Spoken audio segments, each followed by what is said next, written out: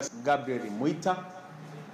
Mimi nilikuwa katibu wa sekretarieti ya kamati kuu ya Chadema kwa miaka 9 tangu mwaka 2016 niliteuliwa mara ya kwanza kuwa katibu wa sekretarieti, na wakati huo nikiwa katibu mkuu wa baraza la vijana wa Chadema Bavicha. Nikasevu mpaka 2019. Baada ya uchaguzi nikamaliza kipindi changu cha kuwa katibu mkuu wa baraza la vijana wa Chadema, nikateuliwa tena kuwa katibu wa sekretarieti ya kamati kuu ya chama, nikasevu kwa kipindi cha miaka mingine 5 mpaka 2025. Baada ya uchaguzi nikateuliwa wa katibu wa sekretarieti ya kamati kuu. Sasa wakati huo nikitekeleza majukumu ya katibu wa sekretarieti ya kamati kuu ya Chadema, pia nilikuwa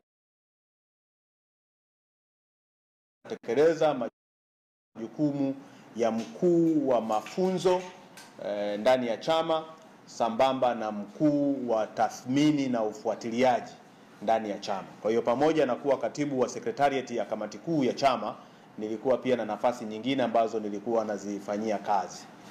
Sasa kwa nini nimekuja leo hapa kuzungumza?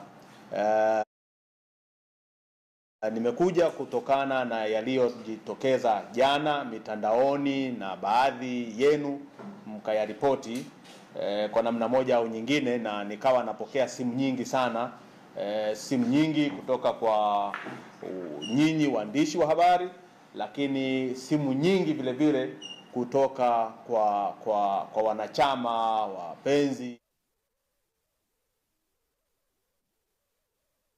maeneo mbalimbali, kutaka kujua hasa ni nini ambacho kimetokea. Kwa hivyo nikadhani ni vema nikajitokeza hadharani na nikasema jambo kuhusu sakata hilo ambalo limejitokeza jana, na likaripoti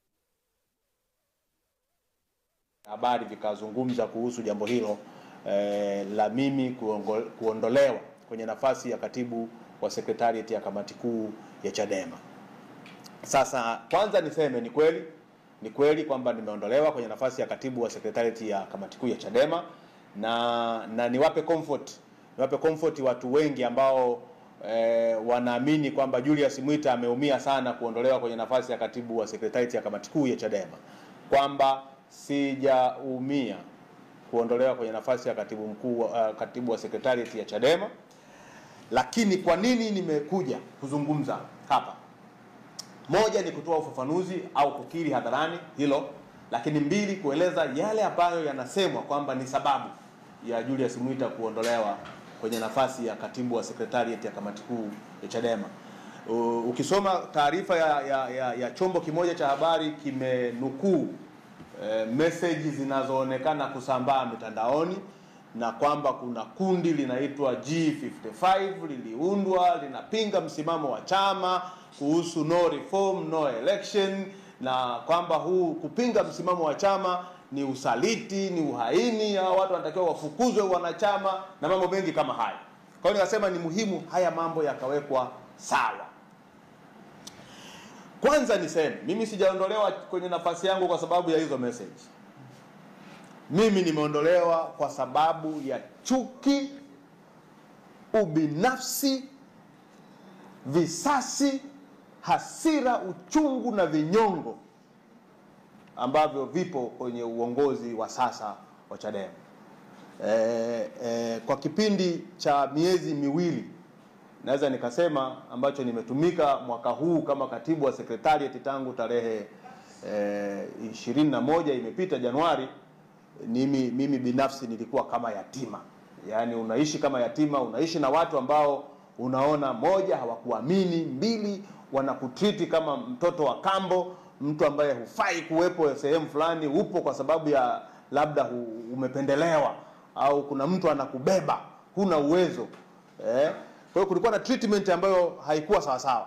Na niwakumbushe nyinyi waandishi wa habari, na mnakumbuka na wanachadema wanakumbuka, kwenye kikao cha kamati kuu ya Chadema kilichokaa tarehe 10 na 11 Machi makao makuu ya chama, mimi nilikuwepo kwenye kikao cha tarehe 10 Machi. Zilipotoka picha za Mwita yuko kwenye kikao cha kamati kuu ya Chadema, Mwita alitukanwa nchi nzima. Huyu mtu anafanya nini kwenye kamati kuu? Huyu ni msaliti. Nikajiuliza maswali mengi sana. Hivi kwa sababu tu Julius Mwita alionekana kuwepo kwenye uongozi wa chama uliopita uliokuwa unaongozwa na Freeman Mbowe, huyu mtu amekuwa mbaya kiasi hicho? Huyu mtu amekuwa mbaya kiasi hicho? Wakazungumza mengi sana, Twitter, Clubhouse, kwenye magrupu ya WhatsApp. Wengine wakajikusanya wakatengeneza petition kwamba hawamtaki Julius Mwita kwenye vikao vya kamati kuu. Kwa hiyo nataka watu wajue kwamba Julius Mwita hajaondolewa kwa sababu eti anapinga no reform no election. Mwita ameondolewa kwa sababu imesemwa kwamba huyu ni mtu mbaya sana, na ubaya wa Mwita hakuna anayeweza kusema. Yako mengi yanazungumzwa ambayo hayana ushahidi. Mojawapo ni kwamba Mwita aliharibu chaguzi za chama, chaguzi ambazo zimewaweka wengine madarakani. Zilizoharibiwa ni zipi? Na for your information, yuko mtu mwingine atafukuzwa hivi karibuni kwa sababu ya chuki tu hizi. Yuko mtu mwingine atafukuzwa, sitaki kumtaja leo, lakini yuko habari hii wiki haiishi, utasikia naye amefukuzwa. Labda baada ya mimi kusema leo wanaweza wakamspare kidogo ili kuona kwamba kumuonesha kwamba Mwita alisema uongo, lakini hamalizi hii wiki wanamfukuza mtu mwingine ambaye anaonekana kama ni tatizo.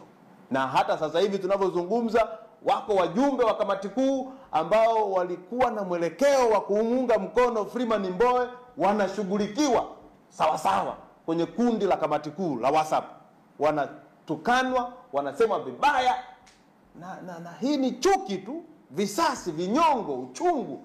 Hatuwezi kuendesha taasisi kubwa kama Chadema inayotegemewa na Watanzania kwa chuki, vinyongo, visasi, eti kwa sababu mtu hakukuunga mkono kwenye uchaguzi sasa amegeuka kuwa mbaya, eti kwa sababu mtu hakukuunga mkono kwenye uchaguzi eti amegeuka msaliti. Meona juzi amepigwa binti anaitwa Siglada. Chama kimekaa kimya, baada ya muda kinatoka na tamko tunachunguza. Anapigwa mwanamke na mwanaume anaumia, mnasema mnachunguza. Hii sio sawa sawa. Hii haiwezi kuwa sawa. Watu wanaendelea kushughulikiwa ndani ya hiki chama. Mtakumbuka hata wakati wa mchakato wa uchaguzi ndani ya chama alivuliwa uongozi Emmanuel Ntobi bila kufuata mchakato wa kikatiba, akaondolewa kwenye mwenyekiti wa mkoa. Lakini vile vile mwenyekiti wa vijana wa mkoa wa Shinyanga Emmanuel Vuga ameenguliwa kwenye uongozi wake wa mwenyekiti wa Bavicha mkoa wa Shinyanga. Lengo ni nini? Kuondoa watu wote waliomuunga mkono Mbowe kwenye chama hiki. Lakini tunajiuliza, hivi wanachadema wenzetu wanatuchukia sisi tuliomuunga mkono Mbowe kuliko wanavyochukia matendo mabaya ya CCM? Unaweza kuwachukia wenzako ulioishi nao miaka 10, 15 kuliko unavyoweza kuchukia ubaya unaofanywa na serikali ya CCM?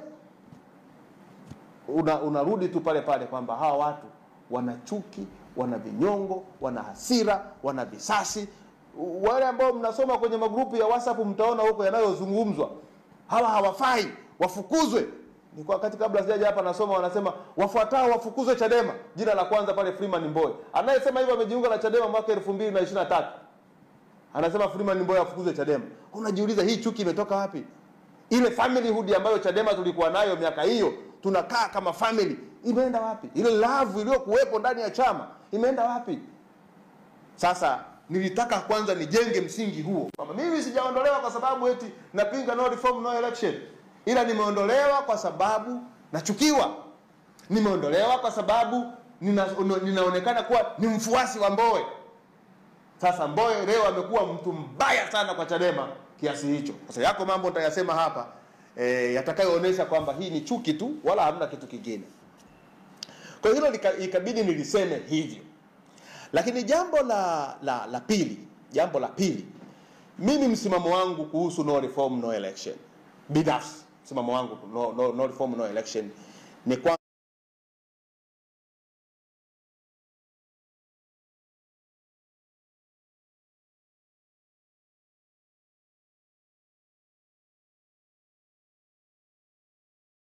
tunajua